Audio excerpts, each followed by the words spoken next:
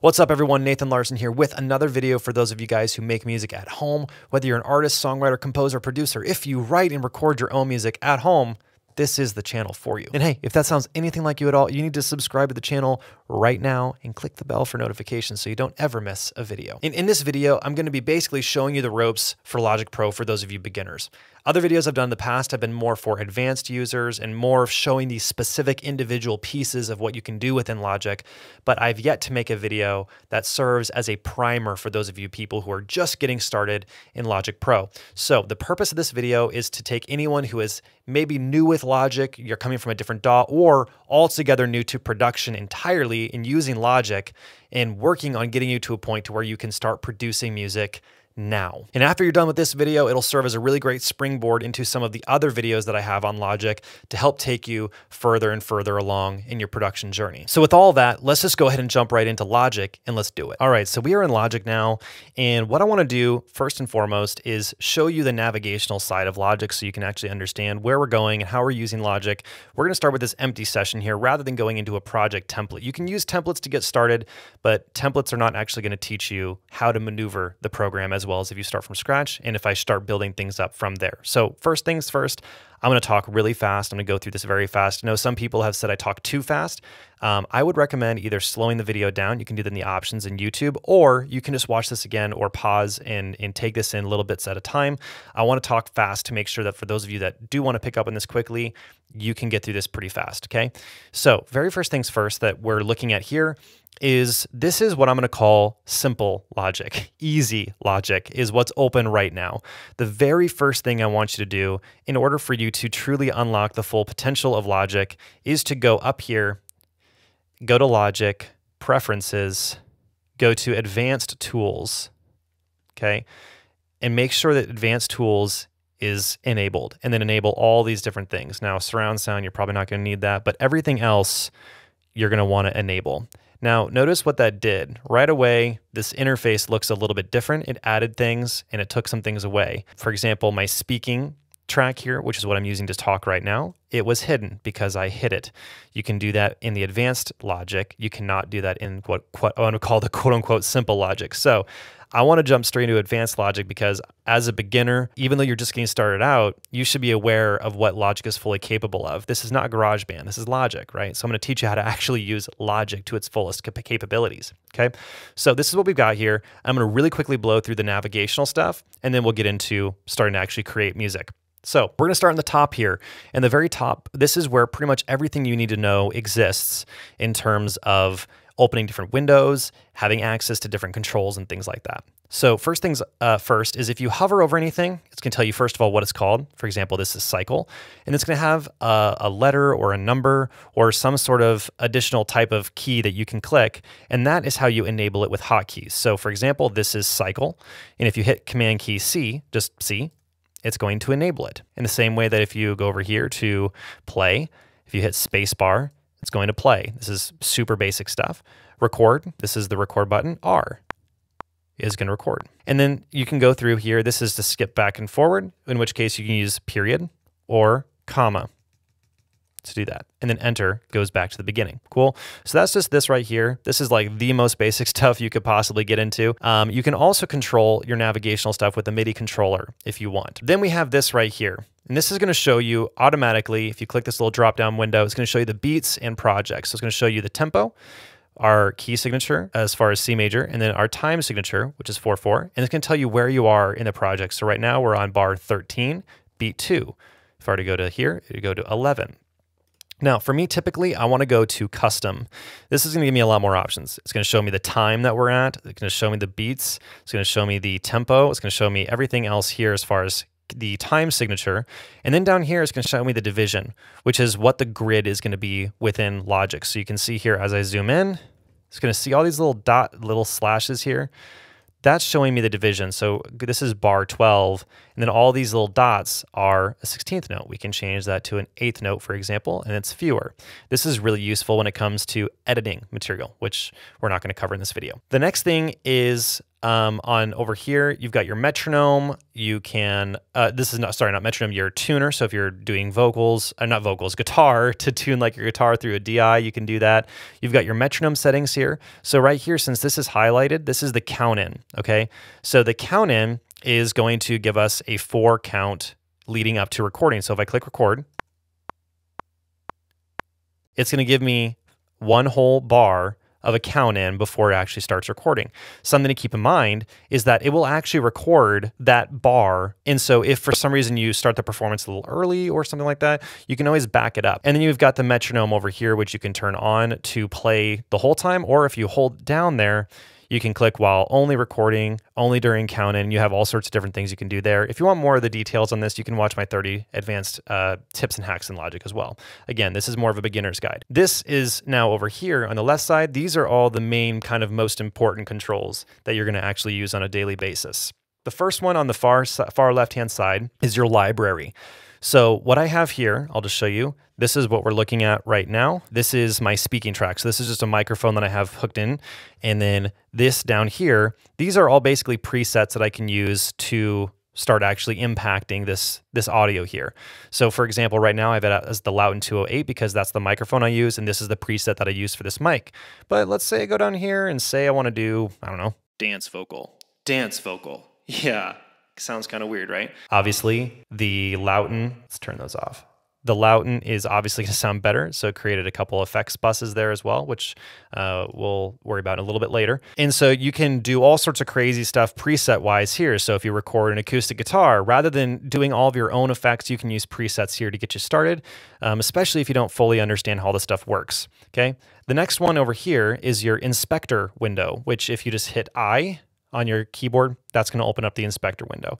Now, this is basically giving you a snapshot of the individual track that we're on, which in this case is my microphone, on the left-hand side. And you've got this little break here. And then this on the right-hand side is the stereo out, which is, in other words, basically everything is going to the stereo out. So if we had, 10 different tracks, all of them playing, all 10 of those are being routed or fed to the stereo out where everything is going to go. And then you can add effects onto your stereo out.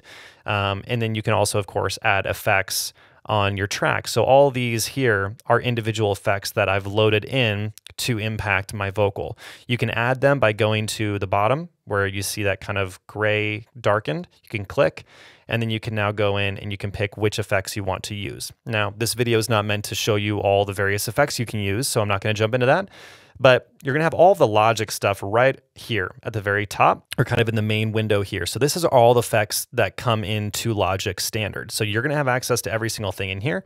But if you go down to audio units and open that up, this is all the third-party stuff you can use. In other words, these are all paid products, essentially. So everything from Baby Audio to Native Instruments to Output to Soundtoys, Valhalla, you can buy those, and then they will load up into Logic, where you can then use those additional plugins, okay? Now, within the inspector window here, this is where you're going to be loading most of your effects for individual tracks, okay? And basically, again, just gives you a snapshot. And that's what I'm going to cover here. We'll get to buses here in a little bit, but let's move on to the next window. And then if you hit this quick help button, then it's basically going to show you everything that you hover over. It's going to show you everything that you hover over as far as what it does. So you can see the quick help is showing you what it does. So if you ever want just kind of a quick reference on what everything does, you can do that. And then this button right here, this is going to open up basically all the different markers you can do. You can add articulations, track zoom. It's pretty straightforward as far as what it does. To be completely honest with you, I rarely use this because I just don't find it as intuitive as some of the other stuff. This button here, this is going to open up basically what they call smart controls. So you can control a lot of the effects within the individual tracks from here. So if you click EQ, you can start doing all the effects adjusting in here. So this is compression, this is your EQ. I also never use this because I just prefer using the inspector window and actually opening up these plugins that way instead, okay? Then right here, this is your mixing window. So this is going to show you everything that you have. So as you start adding more instruments, everything is going to populate in here where you can have, instead of a screenshot or a snapshot, not screenshot, of the track inspector like this. Instead, we can see everything all together. This is really great for mixing, obviously. You can, if you have 2 screens, you can make this all like one screen. There's a lot of stuff you can do as far as that goes. And then of course you can start adjusting things with volume, and then we can start mixing things in here. You can see all of your plugins that you've got in here as well. Your buses, again, we'll get to here in a second, or sends. And then there's that. Then finally, this right here is your editor window. So it's a scissor right there. This is where you're going to do all of your editing. With audio, you can edit within the arrangement window. And when I say arrangement window, I'm just referring to this main big window that you've got here. So the editor window, you can click E to open that as well. And then at any point, if you want to make things bigger or smaller, you can just drag until you get that little expander icon. And then as we start getting stuff in fact, I'll just go ahead and record some audio here. So this is just a test, so you can have a pretty good idea of what we're doing recording-wise. Okay, so I've got that. And now what I can do is zoom into this, which there are a few ways of doing this. You can either go over here and click and zoom. That's the not intuitive way. Or you can do Command and then arrow key side to side.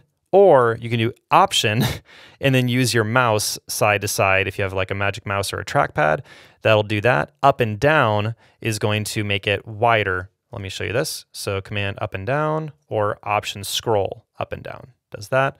Or if you want to just use these buttons over here, you can adjust them that way, okay? You can also open up this editor window by double clicking on any audio or any MIDI. Okay, so we have this audio here. This is what the editor window looks like. So this is just a test, so you can hear what I just did there. And then within this editor window, we can start doing things like trimming. So I could grab where you can see that how my cursor changes here. I can grab that and shorten it. So then now we've just gotten rid of some of that audio at the end. We can do the same thing. We could maybe trim at the end here. Let's say I don't want that little end piece. Maybe I do, kind of doesn't matter. And then we've got our different tools up here that we can use within the editor window. We've got a lot of options. I'm not going to cover every single one of these. The main ones you're probably going to want to have are your pointer tool on the right hand, and then you can have some sort of auxiliary tool, whether that be scissors, the marquee tool. Marquee tool is super useful. It can do just about anything. And the way to activate this second tool, this is, by the way, only available in the advanced editing mode, which is why you have to enable it. You're going to click Command, and then you will notice that that tool now becomes activated. This is now the marquee tool. So I can select stuff like that. And then if I were to do the delete key, it would only delete that. Now I don't want to do that, but let's say that I highlight that and I want to isolate this. Then you can just, go back. So let's say I grab this audio here and I want to isolate it. All you have to do is click, and then it will now make a cut at the beginning and end of where you were. Or you can do Command for the marquee tool and then go to where you want to cut and then just double click, and we've created a cut. And now we can move this audio independently of that other audio. Cool. So that's how you use some of these different things here. Now within here, you can enable flex, which is flex time and flex pitch and things like this. I have an entire video on using flex pitch, so I'm not going to go into all the specifics of that. But let's say I sang something in and I wanted to, do some pitch correction. You can click on, you're just going to ask you to want to turn on flex. Yes. Now it's going to have multiple options. All these options show up here. You can do flex pitch, or you can do all the rhythmic stuff. So I'm going to do flex pitch. And now it's going to basically do its best it can to identify the pitch that I'm using. Now it's not going to do a very good job because I didn't sing anything, I only spoke, but you can see these bars here are basically its best guess on what pitch I'm singing or what pitch I'm saying, and then we can now manipulate this in full. Again, I have an entire video breaking this all down. Cool, so that pretty much gets us through all the main navigational stuff over here.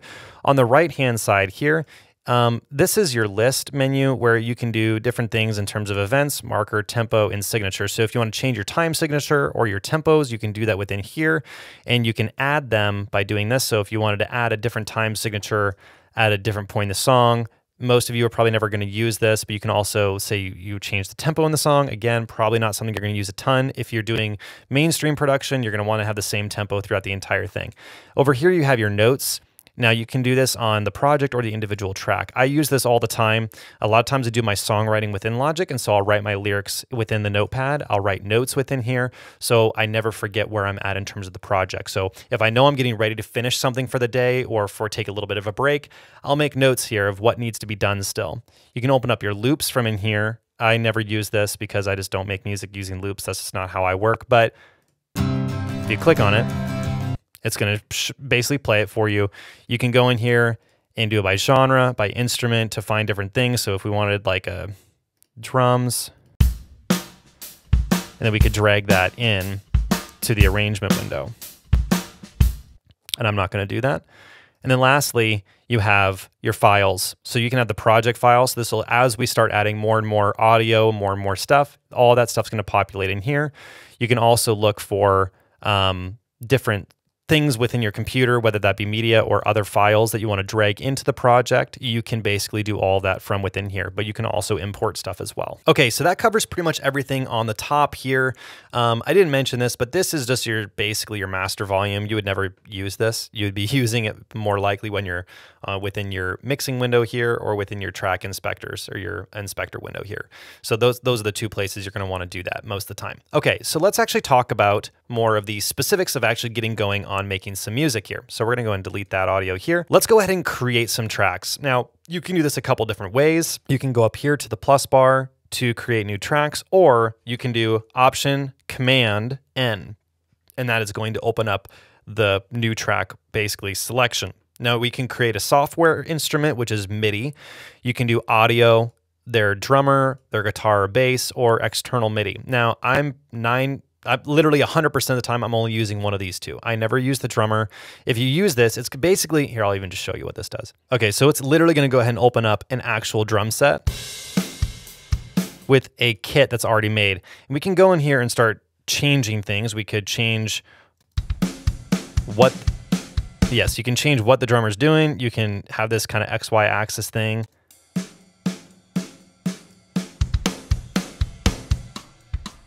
And you can start changing how that drummer's playing. Again, I never use this because it's not really something I do in my workflow. I like starting and creating things from scratch, but if you want to be using that, you can certainly do that. So again, Option Command N to open up something new. So we already have an audio track open here. I'm going to open up a new one. Okay, so now we have an audio track, and let's open up the inspector window. Now, if you have your audio interface plugged into your DAW, which is how you're going to get audio in, whether that's through a direct line in with your guitar or whether, like what I'm doing, is with a microphone, you need to understand inputs. So let's say you have an audio interface with two inputs. You have input 1 and input 2. And let's say input 1 is where you have your microphone connected, and input 2 is where you have your guitar connected. Now, when you create a new audio track, one of the biggest things that you need to make sure you do is make sure that you have the correct input set so that when you start recording, you're actually recording and capturing what it is that you want. So for example, when I open this up here, this new audio track, let's say I want to do guitar, and I'm going to do a direct line in with a 1/4 inch into my audio interface to record guitar. But the problem is, if I have it as input 1, where you can see right here, that's my microphone line, which is where I'm speaking into right now. So if I were to hit this button here, which is the monitor button, you're now seeing the audio show up because that's the microphone. It's not the guitar. So if I were to start playing the guitar, you're not going to see anything going in here. So you're going to go up to here where it says input and hold it down, and then go down to your inputs, and you want to choose which input it is. So probably input 2 for your guitar, and then you can now play your guitar.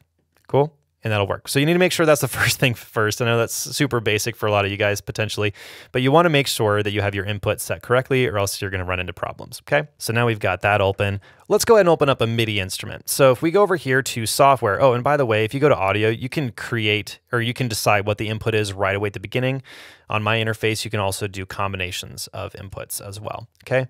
But I'm going to go to software instrument, and then same thing. You can go down here and open up what you want to open and start with something already created. So for me, a lot of times I'm going to start with something third party, like Native Instruments, where I can go use my complete control. I could do output. I could do east west. It doesn't really matter. But what I want to do is open an empty channel strip. Okay, so what happens here is this is a MIDI track, but there is absolutely nothing on here at all. It's completely empty. So if I have my MIDI keyboard plugged in right now, you can hear me hitting it. Nothing's happening at all. But you can see up here, it's registering that I'm playing, but nothing's coming through. And that's because I haven't actually selected an instrument. So this is where, if you don't have any third-party instruments or plugins or anything like that, you're going to just use what's within Logic, right? So you're going to want to go into your library, and this is where you can start browsing for sounds. You can make this bigger as well. Now we can start browsing to start creating some things. So let's say we want to start with a drum kit and start actually creating some percussion or whatever it is we want to do. So let's just go ahead and pick one. I haven't downloaded all these. So, okay, we got After Party. You can obviously switch them.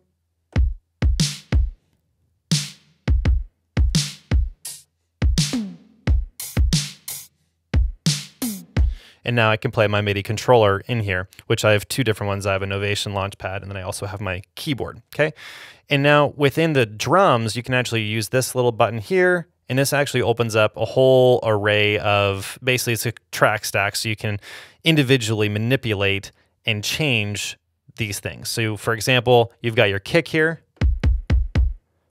You can actually go in and actually change the kick. Change it here.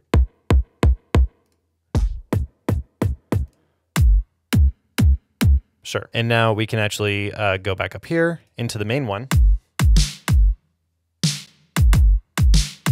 And now it's actually a combination of, and now we've got this kick here instead. So we can change things individually within these kits. This is really cool. Came with the new Logic update that happened not too long ago. Now let's actually create a new track. Again, Option Command N. Let's do another software instrument. Now that we've got drums, I'm gonna put that at the bottom. We can now go in here and start browsing around for other things. You obviously have, it's broken down by instrument set. So, you know, pianos, percussions, synthesizers, all this stuff.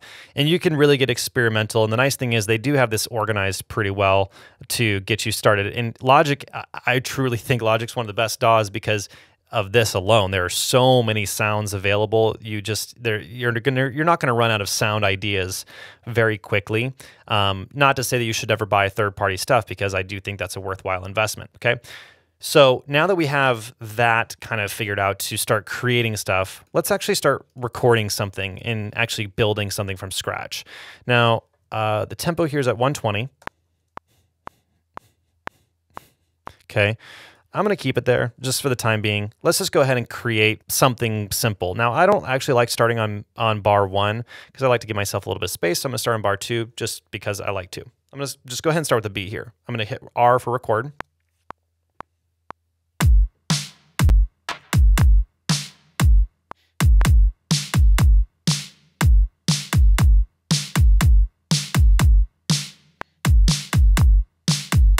Okay, so I played like multiple different things and not all of it's the same, and I recorded probably more than I'm going to want to use, but what we can do is go into individual pieces I like and start piecing it all together. So I like that. So I have my marquee tool here like I already showed you. I'm going to do Command, double click. Okay, so what I'm going to do first is double click on the MIDI itself. Remember how I said if you double click on it, it'll open up your editor window? Now this is what we call piano roll. So you already saw what it looked like when I opened the editor window with audio. This is what it looks like when you open it with MIDI, okay? And this is basically showing you what I just played in. Now if we click on this, it's gonna show you different stuff that I just played, right? Okay, so we're gonna go up here, and what I wanna do is you can select, we can select everything by clicking and dragging here like that. Or the easy way is just to do Command A, that'll select everything. And let's actually kind of drag this like that. And now on this side here, this is showing us quantization, where we can actually start quantizing things. Now quantization is simply to correct everything tempo-wise and make sure everything is locking in. So if we zoom in here, for example, this grid here that we see, which is 16th notes, let's change it to 8th just so it's a little easier. So you can see now there's 8th notes, 1 and 2 and 3, okay? You can see this block here, which is what I just played for the kick. It's not landing directly on the grid. It's a little early, right? Now we can drag it and move it on, right? We can fix all this stuff individually. We can even take these notes and expand how big they are or how small they are. We can even change the volume that these individual notes are hit. I'll talk about that in just a second. But what we want to do is fix it. And we want to fix all of them because this is a drum part. It should be accurate. So I'm going to do Command A. Now you can go over here and you can select how much you want this quantized at what note value. So I'm going to do 16th notes because that's just, I'm not going to do anything more than 16th notes. And then I'm going to hit Q. and it just bumped everything to be 100% accurate. You can also hit this button right here. Well, that does it. It's the quantize button. And there's Q for quantize, so that helps if you ever forget what the command is. Q for quantize, okay? Now, as far as the velocity, which is how hard we played something in, how loud or soft, everything is color-coded. So you can see all these are kind of different variations of color. Red means it was hit as hard as possible. So you can see here, if I click on this, you have velocity down right here. It says 127, which is as loud as you can play something. It goes from 0, or 1, not 0, because 0 would be nothing. It goes from 1 all the way up to 127. Now, what I want to do here is zoom in so you can see this. So we're talking about this note right here, right? Now watch the color as I change the velocity. Yeah, the color starts changing. So it goes from purple, which is the very softest, to kind of a light bluish, kind of green, yellow, orange, kind of red. So this right here, 107, is a little more orange. Red is super, super loud. Now, you don't necessarily want all these at the exact same value because that's going to sound artificial and fake. But we also want to make sure that it sounds good, right? So we can adjust the velocities. You can also adjust velocities a couple different ways. You can watch my advanced video to get some more of that stuff. But we can also go in here, and I did that wrong, and I can just do delete. Delete. We can also grab that and move it around to actually start changing what we did here. And this is where you can start fixing stuff. Okay, now I really like this part of the performance here, bar 6 through the end of bar 7. Cool. So we're going to use that. I'm going to go and get out of here. And I'm going to do, again, command and double click. And that just cut it. Now I'm going to delete this because I don't need it. And then I'm going to shorten that, just like that. I'm going to put this bar 2. Now, what we can do as far as making sure this continues, you can go up here and drag, and this will create a loop, okay? Or what you can do is do Option, click, and drag, and this will just create duplicates. That's usually what I prefer doing. I just don't like using the loop as much. And let's go ahead and actually start talking about adding something else here. Now, what I want to do instead is to use a third-party plugin so you can see how to do that. So we're going to open the inspector window, and we're going to go to Instrument, because this is where it's going to basically decide what software instrument we're actually going to use. So I'm going to click that in there, and it's going to give us all the options. Now, again, everything in here is Logic. It comes in with Logic, so there's tons and tons of options to choose from. Up here, it's going to show you the most recently used. So you can see I've used Labs, Kontakt, Play, the BBC Symphony Orchestra, and Alchemy most recently. But what I'm going to do is go down to AU Instruments, and this is going to show me everything that I have that is third party. In other words, stuff that I've bought. I'm going to do Native Instruments because I use Native Instruments the most, and you can see all the different things that I have there. I'm going to go to Kontakt. We'll go ahead and open up a mono track, and this is going to load for a second. Okay, so now that's loaded, I have all my options within here. I'm not going to really go into all the details here, but I'm just going to pick one that I like. Let's just do this one, hybrid keys. And now we have an instrument pulled up that is not like a Logic only instrument. We can play it now.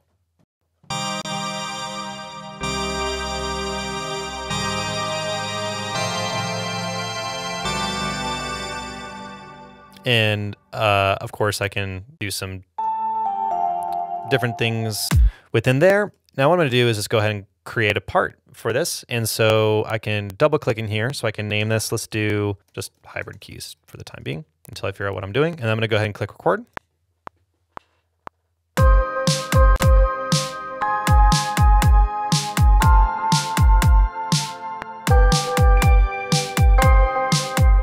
Okay, so now I have this keyboard part, and I can double click in here again, go to the beginning, and here we go. This is what I just played in via MIDI. And what I'm going to do first and foremost is Command A, Command A to select everything, and then do Q to quantize.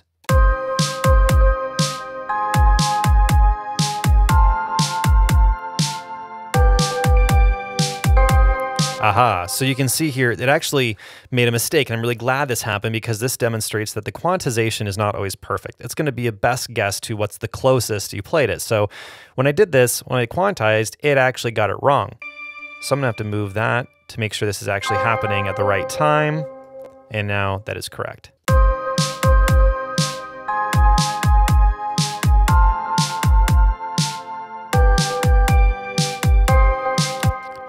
And now again, we can start adding and manipulating things within here. And so if you have the pencil tool here selected, which is automatically going to be your secondary tool, you can do Command and start dragging and adding stuff in. Now, something to keep in mind is that if you click on one of these bars, one of these pieces of MIDI information, let's just click on that one. If I now create a note, it's going to create it with the exact same settings as that one. Watch this. So I just added something and it just copied it in terms of the velocity and in terms of the length of that note. So let's delete that. Let's say I wanted a shorter one. We could go down here. It's now going to create a shorter note exactly identical to that. And then I can just adjust all the pitch within there. So if you play something wrong when you record it, let's say I did this instead. Obviously that's wrong. I can grab those two notes and just fix them.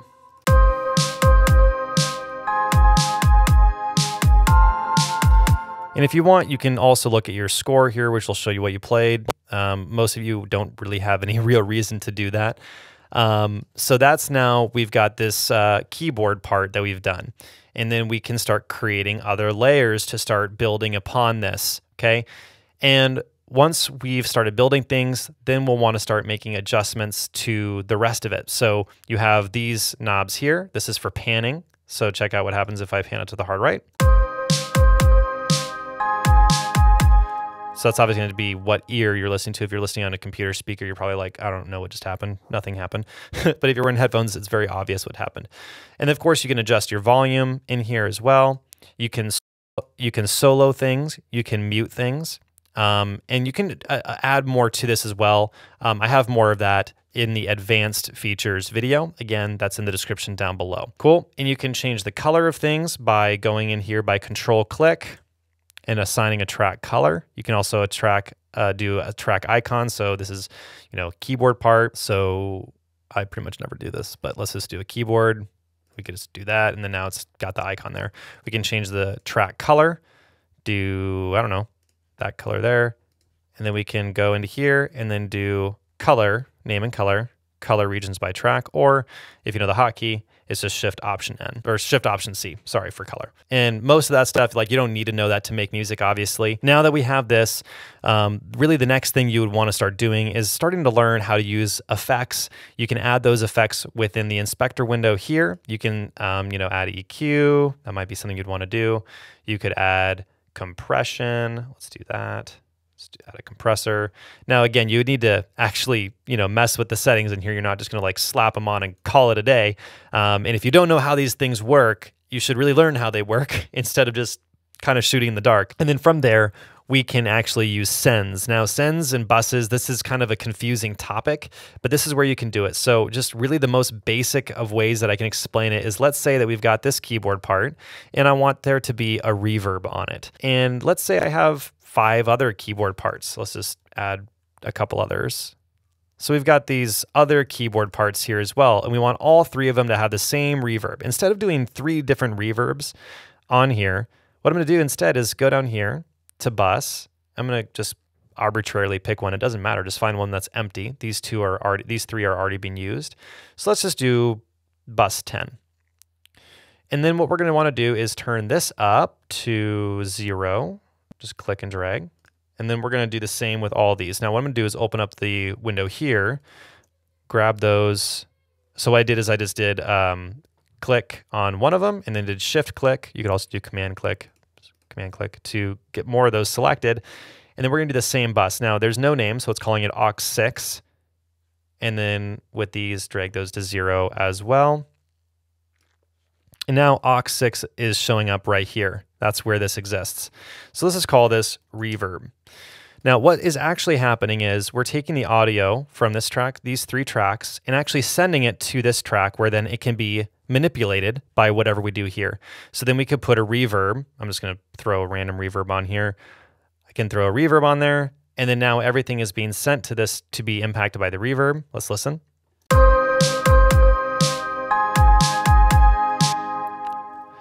Let's do like a crazy reverb, like a big one or something, so you can just hear it a lot more. Let's do a chamber with a really huge delay.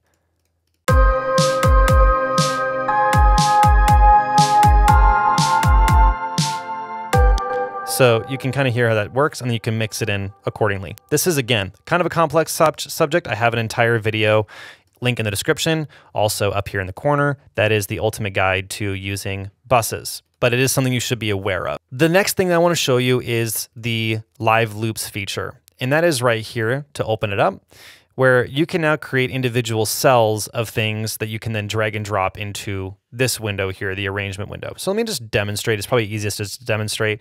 You can hover over any one of these and click on it to record. Also, I have an entire video on this topic as well, just to go a little deeper on it. But let's say I want to create multiple different drum beats and then kind of drag and drop them in. And so I just want to get experimental, and I want to kind of have them to save to drop and play a little later. So I can click record on here.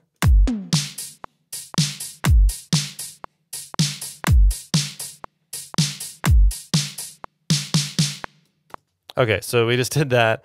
You can double click in it again, Command A, Q for quantize, and then now we can play that.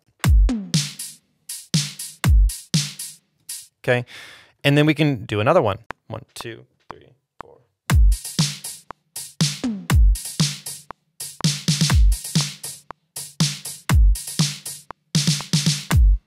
Okay, something like that. And then we could do however many as we want.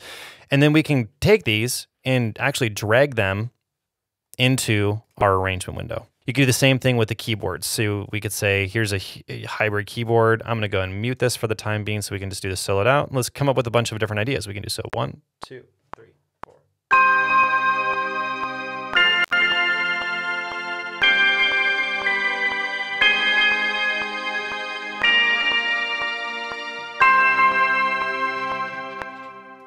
I don't know. That was something kind of random, but that was an idea. I could do another one. 2, 3, 4.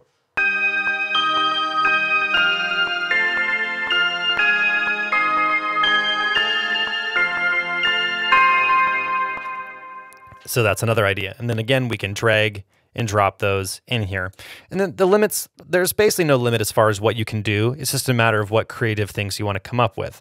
And then we can always hide this by getting rid of it there. And now we just have our arrangement window. And to unmute that, let's go over here. Let's do that. There we go.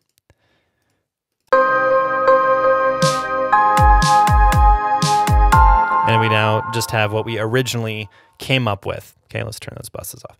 So this is basically how we're going to start creating our whole arrangement and how we're going to start producing the whole thing. We're going to be adding more layers, adding more elements. And of course, you're going to have to start mixing things in with volume, right? This hybrid keys is really loud right now.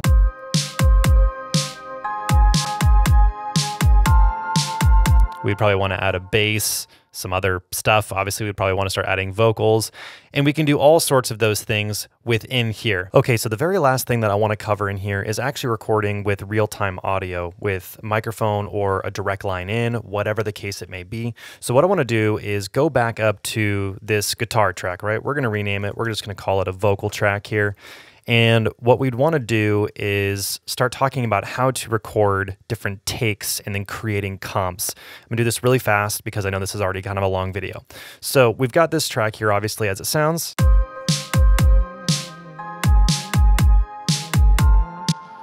I'm just going to come up with a little random vocal here. So I just came up with like one little line I'm going to record. It's like literally 2 bars long. And I am going to go ahead and do that. So I've got my speaking mic here. I'm going to turn this off so you can only hear it on the vocal part here. So it's going to sound a little different. Okay, so this is obviously a lot softer, but let's go ahead and do this. And what I can show you here, just with the preset, we'll go to voice. Let's just do, what about bright vocal? Sure, doesn't sound very good, but. Waiting here for the sun to rise. Okay, so what I'm going to do is, now that I've got this preset selected that I'm going to be using, what I'm going to do is create multiple takes, because you're never going to want to just work with one take. You're going to want to do multiple takes. And so what we're going to do is record the first take, and then we're going to record over that take a second time, and you'll see what's going to happen here. Waiting here for the sun to rise. Okay, so we got the first one. Let's now do the second one. We're just going to literally record right over this. Waiting here for the sun to rise.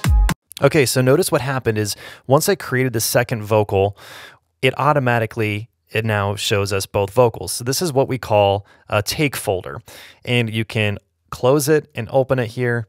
And then let's go ahead and just zoom in, make this bigger so we can see this a little bit better. We've got kind of two different modes we can be in. We can be in comp mode, which is this little, we can just click here. You can see there's the little boxes or squares, and you can go into more of the cutting mode. So comp mode is what you're gonna wanna do most of the time. And so what we can do now is actually click and drag, and we can basically grab different parts of those takes. Now, in this particular setting, this is not something I'd probably want to comp. This would be better for, let's say I do a whole nother section here. Now I can pick which take is good for this section, which take is good for this section, and then we can create what's called a comp, which is compiling all the takes to the best take. So we can do as many as we want. In some cases, you know, I'll have 10 different takes that I'm going to work with, and then I'm going to be going through and deciding which ones work the best. So this allows you to get very nitpicky and very, very specific and particular about the takes that you're getting, because if you want to create really, really good productions, getting a solid performance is absolutely necessary. Now, this doesn't just work for vocals, this is any real-time audio. When I say real-time audio, I'm just saying not MIDI. Anything you record with a microphone or a direct line in. So this could be drums, it could be guitar, it could be any number of things. And just so you're aware too, you can record enable multiple tracks. So let's go ahead and say, I'm just gonna duplicate this vocal. Let's say that these two tracks are, I don't know, a snare with two different microphones. Say this top one here is a top snare, and this one here is the bottom snare. So you have a mic on the bottom and the top, okay?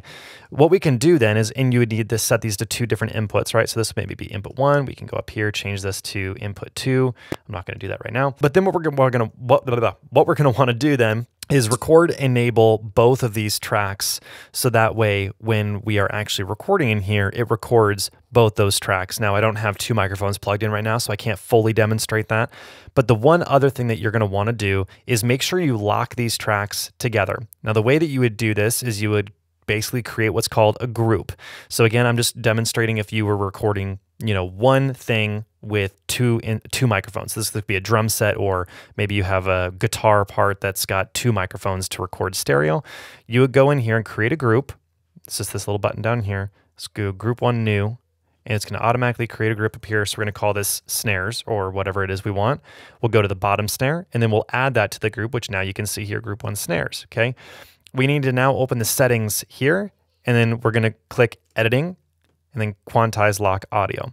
And you can see this now created a queue that these are selected. This now means that when I record audio in here, whatever I do to one, it's going to do to the other. So if I move one, it's going to remove both, because they are now linked and connected together. I know this is kind of getting into a little bit of the more advanced territory, but it's something you should know if you're wanting to record, you know, percussion and drums and things like that within Logic. You are going to have to do that. Now, once we actually have the vocal or guitar or whatever selected, you can click this button here on the A, which is what the comp name is. So as you create different comps, you could do like, I want this part. That'd be weird to do. But now we can go in here, we can take that comp that we have, and we can do multiple things with it. We can set it, we can flatten it, which would basically delete all the other stuff and only show you what we've got there. I'm going to do Command Z to undo that. You can also export it to a new track. So it'll now retain this, but it'll send it to a new track. The trick that I do is actually a little bit more advanced. You can watch some of my other Logic videos to get into that, because it would take a little bit longer to do, but it allows you to do more within only one track and not having to use comps and sending things to different tracks and things like that. But yeah, again, main point here is you can do all this within here, and then you can start doing your pitch correction using flex pitch and more. But again, this is mainly just a guide to get you started so you can understand really what you can do within Logic. And then from there, hopefully you can start jumping into some of these other videos that I have where I start talking more about the advanced features of Logic and more of the specific in detail type features within Logic. If you haven't already done so, make sure you subscribe to the channel for more videos like this, more home studio producing videos all together. I consistently put out new videos, and I'm excited for you to jump along on the channel family. If you liked the video, give it a like, leave a comment, that helps me out a ton. And if you have any questions, anything you'd like me to elaborate on, I'd be more than happy to continue the conversation in the comment section down below. We'll see you soon.